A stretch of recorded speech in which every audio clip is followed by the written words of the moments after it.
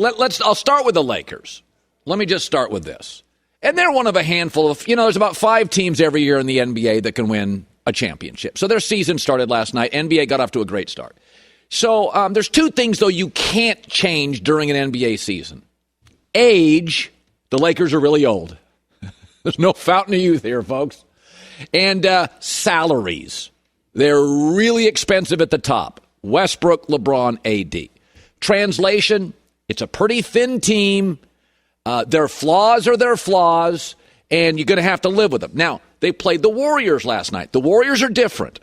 They've got a lot of evolving to do. The Warriors could end up being a very interesting team. They won last night, and Klay Thompson didn't play.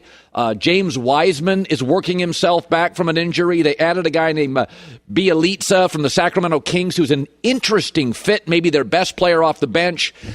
They're an interesting team. That's an interesting team, and they could be a different team, the Warriors, in 3 months. Keep your eye on the Warriors. The Lakers, they'll be good, but this is what they are. Going to be highly dependent on LeBron and AD to be great and be healthy. The Lakers are so old, even their bench is old. Usually in the NBA, your bench on a really good team is a bunch of young guys that want to develop into something. The Lakers bench is old guys who aren't good enough to start. It's Rondo, it's Dwight Howard, it's Carmelo Anthony. And the NBA has become, as you all know, in the last 10 years, very much a spacing league. What does that mean? Everybody can handle the ball. Everybody can shoot. Right? Everybody can shoot. So you spread it. It used to be everybody was jammed in the paint. Drop the ball to the big guy. Double team him. Pop it out. Shoot. Everything is spaced. So the Lakers do not have a lot of young athletic legs to chase three-point shooters off the line. This is an old team. Their bench is old. Their bench is older than their starters. And their starters are old. And so, whereas the Warriors, Steph didn't play well, Klay didn't play, and they won. The Lakers, actually, their stars, AD and LeBron were pretty good at home, and they lost. And we can blame Westbrook for this, but let's be fair about Westbrook. He was brought in for energy and minutes. Yeah, he couldn't shoot last night. Folks, it's been 10 years. He's not a shooter. He can score. He's not a shooter. So LeBron, as the Lakers lost last night, this is his team. LeBron is never like young players. He likes his guys, and he's got a lot of them. He's got Melo and Westbrook and AD, and they're really, really old.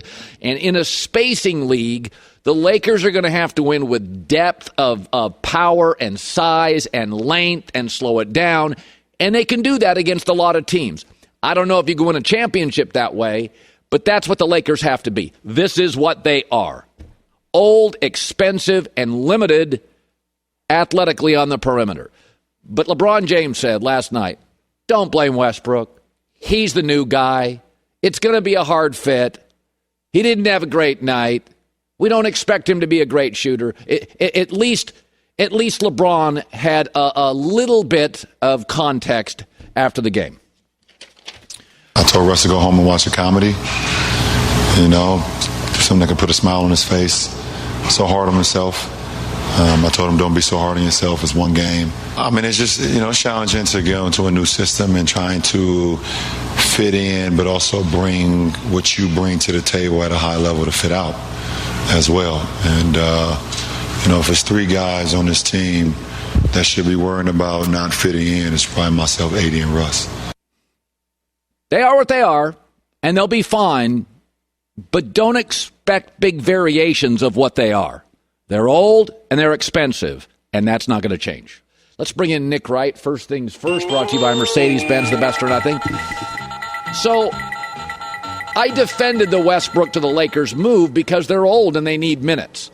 But I think it's unrealistic to expect him to be the vital, crucial playoff performer. Could I not argue what you saw last night is kind of what the team is. They may get better, but we may be a little high on the aspirations of an old roster, an old bench, and a little bit of a weird chemistry fit with Westbrook.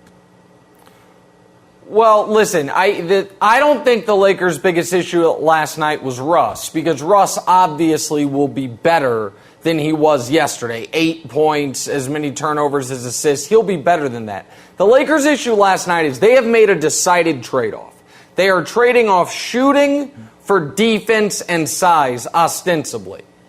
And they got none of the defense yesterday. Yeah. I mean, they allowed the Warriors to score 121, and Steph was bad. Steph was 5 of 21 from the field. And the reason last night's Lakers game was concerning to me, Colin, is LeBron hit 12 jump shots. Games where LeBron is hot from the field, he's supposed to score 40, 45, and they're supposed to win easily. The reason that didn't happen is because he got one basket at the rim, and it was a transition dunk. He got nothing at the rim in the half court. Why? Because DeAndre Jordan's out there for no reason. Or Dwight Howard's out there for no reason. And then you add to it, no one's guarding Russell Westbrook, so his man is drawn in. And LeBron all of a sudden is the best three-point shooter on the court, which shouldn't happen. Right. So I don't love the makeup of the roster unless it's going to be the number one defense in basketball. It was far from it yesterday. So, yeah, I think they're going to struggle a lot early in the season in particular. I also think they're the best bet to come out of the West because if LeBron's healthy and AD's healthy, they'll be the best team in the West. But I think it's a flawed roster right now, Colin. And let's transition to the East. You and I were talking during the break is if you start looking at sort of the architecture of the Brooklyn Nets. So Blake Griffin and LaMarcus Aldridge made their money because of their offense. Joe Harris all offense. James Harden all offense. Kyrie back is all offense. KD makes a good defensive effort, but he's not a rim protector. In the end, this is an offensive roster with no real. Yes. Patty Mills is about offense. And when you look at Milwaukee, yes. By the way, you can win a lot of games in this league with that kind of offense. That I'm not disputing. But their fatal flaw and the kind of team they can't beat may very well be Milwaukee, which, by the way, plays with incredible passion and energy, is physical, can hit threes as well. And I just looked at it last night and I thought, this roster in Brooklyn, it's not really built in a 7-game series to beat Milwaukee. I don't think I'm hyperventilating here. I just think it's like I watched it and I thought, they're not going to beat Milwaukee in a 7-game series. I agree 1,000%. I don't think they are close to Milwaukee right now, and that's the team they have to get through. So think about this. If you're Brooklyn, KD played really well. Patty Mills was 7 of 7 from 3. Yeah. Drew Holiday went out in the first half and didn't come back, hurt his heel. Giannis had a really good game, but almost what you expect him to average this year. And you got dog walked. You got beat by 23 points. What's changing? You're not going to get bigger. You're not going to get better defensively. The Lakers, the reason I think they can get better defensively is they have Anthony Davis. They have size. They were the number one defense in basketball last year. Brooklyn was terrible defensively last year. You're not going to get better defensively. And I know nobody likes to talk about it because the whole media loves the guy. But Steve Nash, we have no evidence whatsoever that Steve Nash knows what he's doing. None. They punted on the 1 seed last year, which very well might have cost them the title. His adjustment in the postseason was, KD, play all 48 minutes, please. So I don't know that they can lean on the coach. I don't love their bench. They're like, oh, we added Paul Millsap and LaMarcus Aldridge. Huh? Patty Mills is a good acquisition, but like you said, he adds to what they're already good at, even though he's more valuable now that Kyrie's out. I don't think Brooklyn is this juggernaut that Vegas thinks they are. I think Durant is spectacular. I also think something interesting to watch. Harden yesterday had a mini explosion in the second quarter where he hit 3 straight threes. Yep. Other than that, he was, I think, 3 of 13 from the field and had 11 points. The league changed that rule. They might have wanted to call it the Trae Young rule, but it could have also been the James Harden rule about flailing and moving, unnatural movements to get calls. James Harden, who shoots free throws at a higher rate than any wing player in the history of basketball, took 4 free throws yesterday. That's something to watch because they need Harden to be an MVP-level player along with KD to be an MVP-level player. Harden's obviously a great player, but he and Trae and Steph a little bit are going to have to adjust their games more than anybody. If I'm the Nets, there's a lot of things that really concern me, especially because you have no answer for Giannis, who's the best player in the world. When the Bills lost to the Titans, the underreported part of that game was this. Ryan Tannehill was more comfortable. The Bills never sacked him, and the Bills have a great deep defensive line. They never sacked him. Being comfortable almost always wins for quarterbacks in the NFL. Whatever quarterback is more comfortable, less pressure, almost always wins the games. And in the NBA, we don't talk about this a lot, but teams that make you uncomfortable, the Lakers a couple years ago in the bubble, the Raptors a couple years ago when they had all those defenders in Kawhi, the Milwaukee Bucks. The problem with Brooklyn is they don't make anybody uncomfortable because the whole roster is offensive guys. They've all made their money on offense. Patty Mills, Joe Harris, James Harden, Kevin Durant, Blake Griffin, LaMarcus Aldridge have all made their money because they were prodigious or profound scorers. What's that mean? They don't get in your face.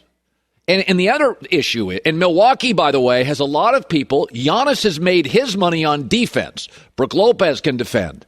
Drew Holiday can defend.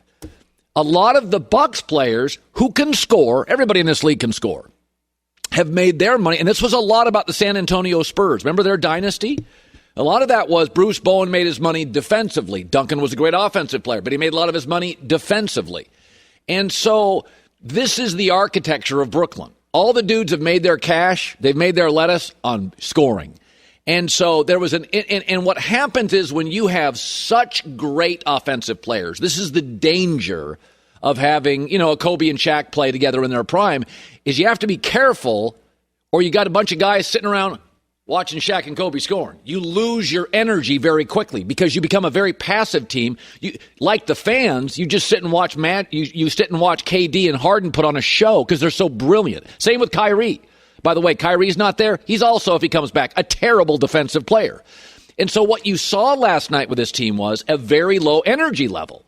So Milwaukee, because they're built from the defense to the offense, energy is part of their DNA. Passion, getting loose balls, winning the battle in the paint, getting rebounds. They dominated all those stats last night. So when you get a team that's got sort of a defensive DNA with enough offense, those are hard to beat.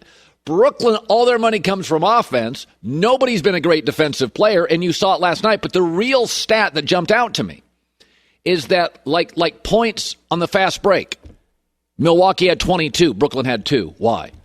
It was a lack of hustle, a lack of energy. Because, again, great offensive players, the team tends to become viewers and spectators. There's not a lot of passion. There's not a lot of energy.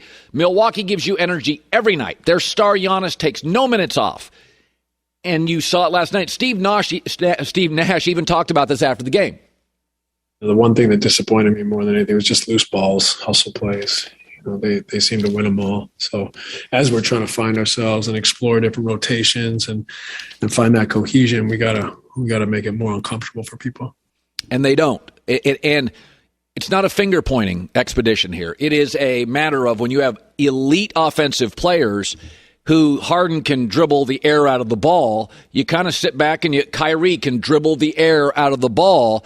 You kind of sit and find yourself watching it. You become a very passive spectator, and I thought Brooklyn played with no energy early, fell into a huge hole, ignited some energy, but then came back late and didn't have enough, and the game is over. By the way, this is why guys like Klay Thompson of the Warriors are so valuable. He's a very good defensive player, but he's a catch-and-shoot guy. He doesn't dribble the air out of the ball. When Klay scores, it's grab it, shoot.